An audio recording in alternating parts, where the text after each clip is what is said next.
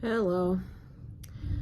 I wanted to record a video and I didn't bother doing anything before I started recording this because I want to talk about Vesper, which is a film from 2022, so nobody's gonna watch this anyway, that's fine. But I saw a bunch of reviews online, and a lot of negative stuff on there, and I just wanted to talk about it, especially since I felt like there were not a lot of female reviewers. They seemed to all be male reviewers. So anyways, sci-fi dystopian film, 2022, written and directed by two people, Christina Buojida, I want to say, and who's the other person? Bruno Samper. Basically the story about a girl growing up in a world where we have released a bunch of genetically modified viruses and produce, and this pretty much just destroyed the entire natural world. So the only people who are able to get the resources live in these places called citadels.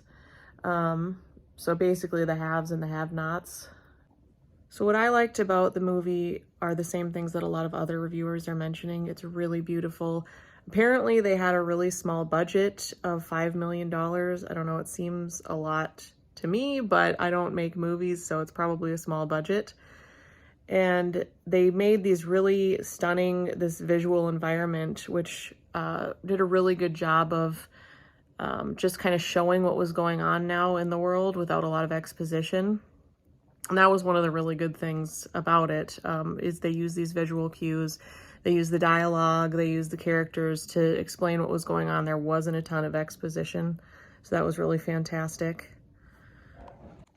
And then, of course, the performances were really, really good. That's something that's mentioned a lot. The actors and the actresses in this were just fantastic, especially the younger lady who played the main character, Vesper.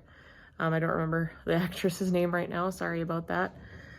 But why didn't people like this movie? So I heard people saying online that it was slow, and I could definitely agree with that in certain points in the film. I felt like less time could have been dedicated to certain aspects. But another comment that's kind of along those lines is that it's a thin story. There wasn't enough story. And I kind of have to disagree with this point. I think that there wasn't a lot of so-called action. There's not all these fight scenes. I think people going into this thinking it's going to be some kind of sci-fi, shooting laser movie, and it's not. It's a really adult, well thought out, kind of a deep movie that uses metaphor to explain the world around us, which is something that good sci-fi does. So I think it definitely succeeds in that. It uses the world that they're in to say stuff about our world, to say stuff about their world, to say stuff just in general about humanity. And it does a really, really good job of that. So one example of this is how the Citadel is being sold children's blood, essentially. Really obvious, clear metaphor for corporations basically taking resources and governments taking resources and not giving anything to the people lower down on the ladder. So that's a really good metaphor. And then I really liked how the character of I think it was Jonas, was one of the evil characters. He's Vesper's uncle, and he very literally parasites off of his own children by taking their blood to sell to the Citadel. So one of the points that was made early on in this movie is that Jonas hates the Citadel. He wanted to make more of his life. He thinks he deserves better than the people here. He wants to he wanted to follow his dreams when he was younger, and then now he's a cynic. He essentially thinks that's stupid, that's never going to happen. He's just very cynical.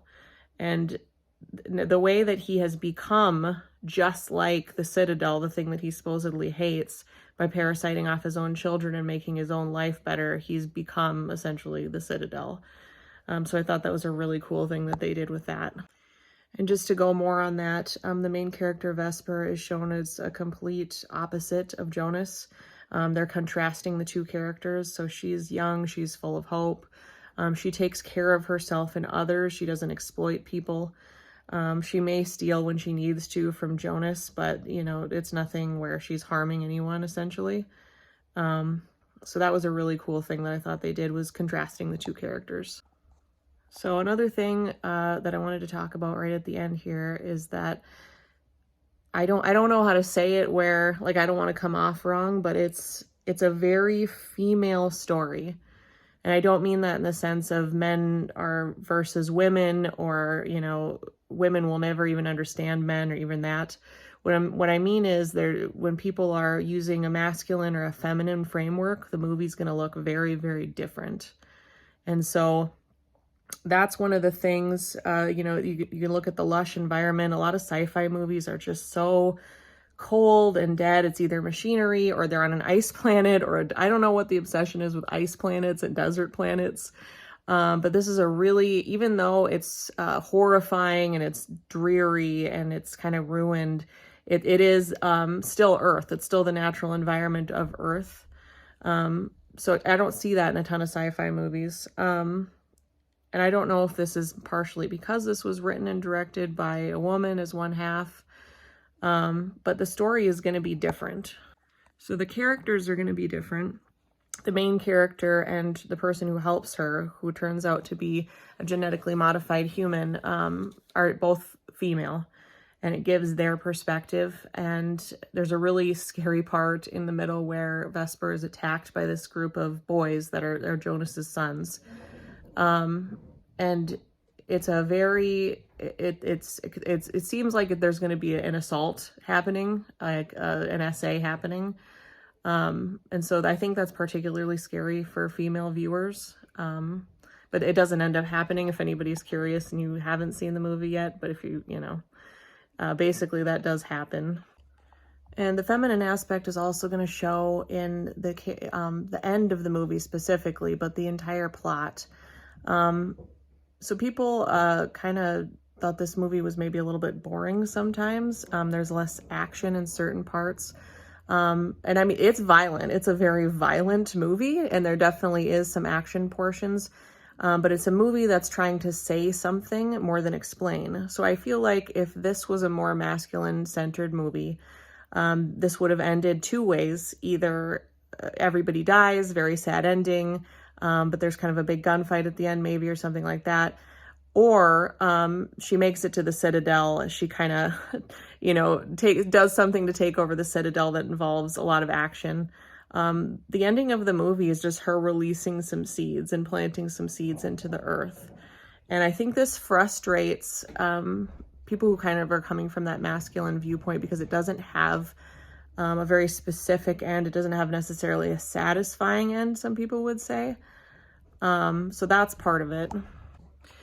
And I think the ending of the movie is comforting to some people, because it's just saying, you know, it's not trying to push an agenda. It's not political. It's not going for a certain end. It's just saying, hey, this is just a repeat of the same story that's been happening amongst humans for centuries and millennia, right? It's always the same story.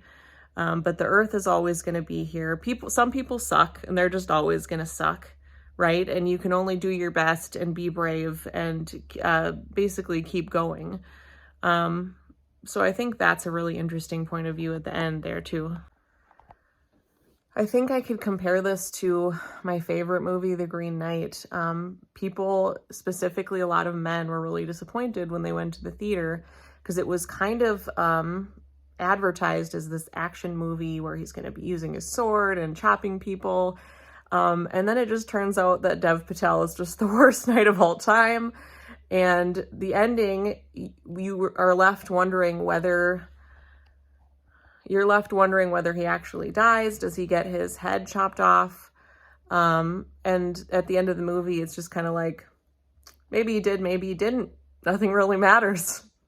And that's kind of the way that I felt about at the end of Vesper too, is that it was really up in the air. There was no conclusion to it. It was just to tell kind of the history of humanity using a metaphor, basically, and to say certain things, but not necessarily push an agenda. So I don't know. That's what I think. I'm done talking now. I've gotten it out of my system. I might upload this. We'll see. All right, bye.